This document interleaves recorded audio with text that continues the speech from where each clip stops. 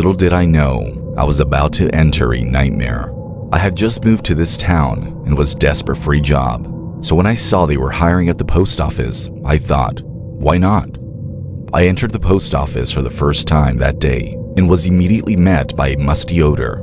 The interior was identical to the exterior, with peeling wallpaper, creaky wooden floors, and counters that looked old. It appeared to be unaffected by the modern world and stuck in the past. My coworkers were an odd group. There was Mr. Jenkins, an elderly man with a stern expression on his face and a limited vocabulary. Mrs. Patterson, a middle-aged woman with a perpetual frown, appeared to hold a personal grudge against each client who entered the store. Then there was Tim, a young man about my age who appeared to be friendly enough, but frequently displayed signs of nervousness and agitation. I got into my routine, and then the strange things started to happen. Inexplicably, packages would disappear and then mysteriously reappear in unexpected places. Unending complaints from irate clients resulted from letters going missing.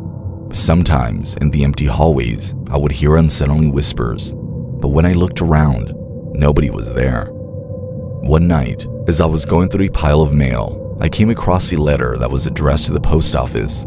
It was written in blood red ink with a chilling message. They watched from within the shadows, and it had no return address. Beware. I showed Tim the letter as my heart began to race. This place is haunted, he murmured as he turned pale. The ghosts of former employees are imprisoned here and seeking retribution. That explains why odd things continue to occur. Although I couldn't believe what I was hearing, the evidence was growing. The whispers grew louder. Shadows danced in my peripheral vision, and I couldn't get rid of the feeling that I was being watched all the time. I once heard a spine-chilling scream coming from the back room as I was getting ready to lock up on a stormy night. When I dashed in the direction of the noise, Mrs. Patterson was staring at the wall, frozen with fear. A chilling message that read, "Leave while you still can," was written in what appeared to be blood. I made up my mind as my heart raced. The following day, I would resign and never again enter that eerie post office. The worst, however, was yet to come, which I was ignorant of. The following day, when I went to the post office, I was tense. I had already decided to give up and escape the clutches of the haunted building. I walked through the doors and immediately felt the air become heavy. The post office surprised me by appearing even more dilapidated than before. The walls were painted over with peeling paint, and the once flickering lights now barely gave off a weak glow. It appeared as though the air itself had turned stale and evil. The environment was oppressive. I approached Tim at the counter and informed him of my decision. When I arrived, though, his desk was empty. His belongings had vanished, and his chair had been haphazardly pushed to the side. As I called his name and looked around the building in a panic, I discovered that he was not there. Just as I was about to turn around and leave, thinking Tim had been seriously hurt, I caught a glimpse of movement out of the corner of my eye. I turned around, and at the end of a dimly lit hallway, I saw a silhouetted figure. It was Mr. Dot Jenkins, sporting a sinister grin. He was surrounded by shadows that clung to him like tendrils, and his eyes shone with an otherworldly intensity.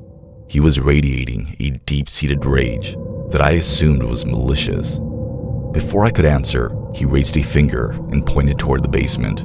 He said in a frightful whisper to me, "The truth is below." Fear seized my heart, but curiosity triumphed. As I cautiously descended the rickety stairs, the musty smell grew stronger. The basement was dimly lit, a single flickering light bulb casting unsettling shadows on the damp walls. In the far corner, I discovered a closed door that was dusty and barely visible. The door seemed to be beckoning to me and inviting me inside to see what was there. My hands were shaking as I pushed it open.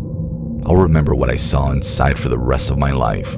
Old, rotting mail was stacked floor to ceiling in the space. Lost letters, packages, and parcels from earlier decades were scattered about in a mess. The pictures, however, were what really caught my eye. They were black and white portraits of people who had vanished without a trace, their faces frozen in expressions of fright. It was unsettling to see the gallery of the deceased workers from this eerie post office. As I carefully examined the photos, there was a sudden chill in the air. I shouted as I spun around. Tim, Mrs. Patterson, and Mr. Dodd Jenkins' spectral manifestations were in front of me. Their eyes glowed with a ghostly light, and their mouths moved silently, as if trying to communicate something from the afterlife. I stumbled backward in terror as I peered around me for an exit. But now that the door was gone, I was stranded in this grotesque basement with the vengeful spirits.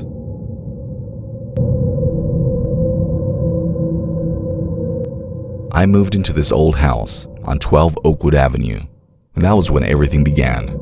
I never imagined those old horror films could become my reality, but it had that charming, rustic appearance you see in them. The first night in the new home was routine. I had just finished moving furniture and boxes when I collapsed on the couch, a well-earned cold beer in my hand. I believed I had finally found a place to call home when the living room's dim lighting made it feel comfortable. But as the evening wore on, events took an odd turn.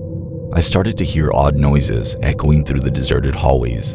There were creaks, as if someone were moving cautiously. I initially dismissed it, attributing it to settling bones of the old house. Then, one night, I awoke to the sound of my bedroom door squeaking open. As I looked into the shadows, my heart was thumping in my chest. There was nobody in sight. I dismissed it as a mental illusion brought on by an overactive imagination. But the incidents continued to occur. Everything would be put away when I went to bed, but when I woke up, everything was a mess. Books were scattered across the floor, chairs had been pulled out from under the dining room table, and even the paintings on the walls were hanging at an odd angle. The house seemed to be engaged in some sort of bizarre game while I slept. I had to stop ignoring it. In an effort to keep out whatever nefarious force was wreaking havoc at night, I started locking doors and windows. However, it continued after that.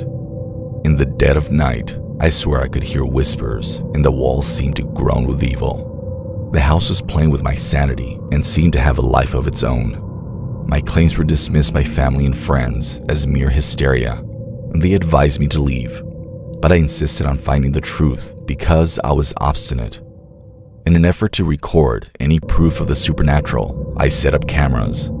I would watch the footage night after night in an effort to find the answers. Then, on a crucial evening, the camera captured something I'll never forget. The video showed the furniture moving independently and gliding across the floor as if guided by an invisible hand. I felt a chill run down my spine as I took in the scene, and I knew I had discovered something unexplainable. That was the turning point for me. I couldn't live in a house where people played shady games.